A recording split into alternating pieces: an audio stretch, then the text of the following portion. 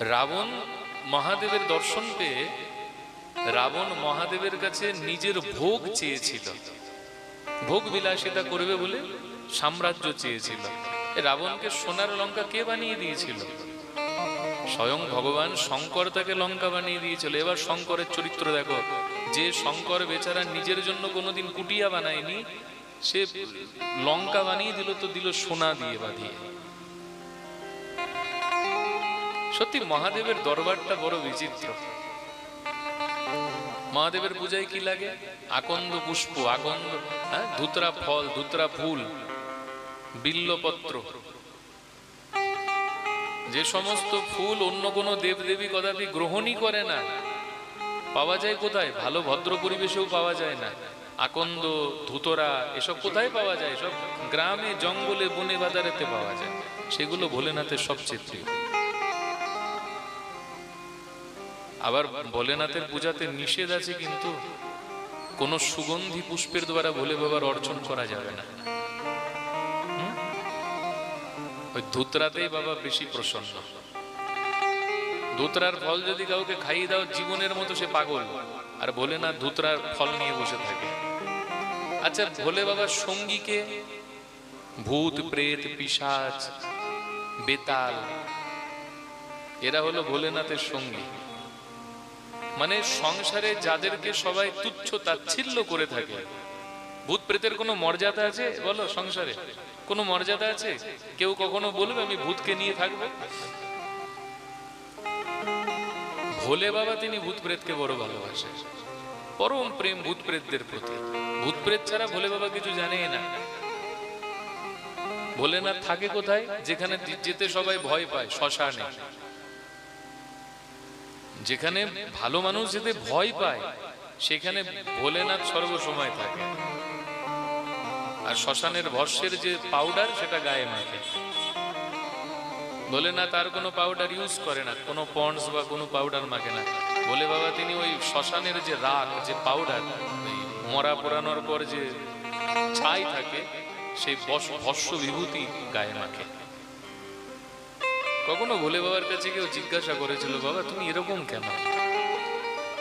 তুমি সাক্ষাৎ মহাদেব, মহেশ্বর, সাক্ষাৎ ভোলে বাবা, আর তুমি এরকম শ্মশানে মশানে থাকো, ছাই ভস্য গায়ে মাখো, কি ব্যাপার? বলে না। ভোলেনাথ বলল, শোন বাবা, আমি এই জগতে থেকেও দেখেছি, শ্মশানে থেকেও দেখেছি, আনন্দ সবচেয়ে বেশি শ্মশানেই পাই আমি। কেন বাবা, তুমি শ্মশানে তো আনন্দ কেন পাও? কারণ শোন, শ্মশানেতে গেলে আমি সবাইকে ত্যাগীর স্বরূপে দেখি। কারো হৃদয়ের মধ্যে তখন ভোগ থাকে না। যারা শ্মশানে যায়, শ্মশানে গিয়ে কারো হৃদয়তে ভোগ বাসনা থাকে না, বিষয় বাসনা থাকে না। শ্মশানে গেলে পরে ওই একটা আছে না শব্দ, শ্মশান বৈরাগ্য, কিছু সময়ের জন্য হলেও সবার মধ্যে বৈরাগ্য বিরাজ করে। শ্মশানে গেলে পরে সবাই যেন সাধু হয়ে যায়। লক্ষ্য করবে, যে সারাটি জীবন ভগবানের নাম নেয় না, সে বেচারা শ্মশানে গেলে পরে বলো হরি হরি বল গায়। যে সারা জীবন গোবিন্দের নাম নেয় না, সে শ্মশানে গেলে পরে খুব সাধুর মতো নৃত্য করে, মৃদঙ্গ বাজায়, করতাল বাজায়, প্রভুর নাম করে। ভোলেনাথ বলল, তাই জন্য আমি শ্মশানে থাকি, নিরন্তর রাম নাম, হরি নাম শুনতে পাই। আচ্ছা বাবা, ছাই ভস্য কেন মাখো তাহলে? ভোলেনাথ বলল, শোন, ছাই ভস্য এই জন্য মাখি যে কারো একজনের মৃত্যু হলো, আর তার মৃত্যুকে কেন্দ্র করে আজকে কতজন গোবিন্দের নাম করল। যাদের মুখে কখনো প্রভুর নাম প্রকট হয়নি, তারাও অব্দি তার মৃত্যুর কারণে আজকে নাম গ্রহণ করলো, তাদেরও মঙ্গল হলো। অর্থাৎ সে নিজে মরে সমস্ত জগতের মঙ্গল করে দিয়ে গেল। তাই তাকে কৃতজ্ঞতা জানাবার জন্য তার চিতার ভস্য আমি গায়েতে অনুলেপন করি। ভোলে বাবার দরবার দেখেছো? ভোলে বাবা ষাঁড়ের উপরেতে থাকে, তাই না? আর দুর্গা দেবী কিসে থাকে? সিংহের ওপরে। সিংহ আর ষাঁড়ের কিরকম বন্ধুত্ব? সিংহ যদি কখনো ষাঁড়কে দেখে নেয়, তার লাঞ্চ খুব ভালোভাবেই সুসম্পন্ন হয়ে যাবে। আচ্ছা, ভোলেনাথের জ্যেষ্ঠ পুত্র কার্তিক, কার্তিক কার উপরে থাকে? ময়ূরের উপরে থাকে। আর ভোলেনাথের গলাতে কি থাকে? সর্প। ময়ূরের সাথে সর্পের কত সুন্দর ফ্রেন্ডশিপ। ময়ূর যদি সর্পকে পায় তার নোকের দ্বারা একদম ছিঁড়ে পড়ে দেবে। ভোলেনাথের গলাতে থাকে সর্প, আর ভোলে বাবার ছোট পুত্র গণপতি কার উপরে বসে থাকে? ইঁদুরের উপরে।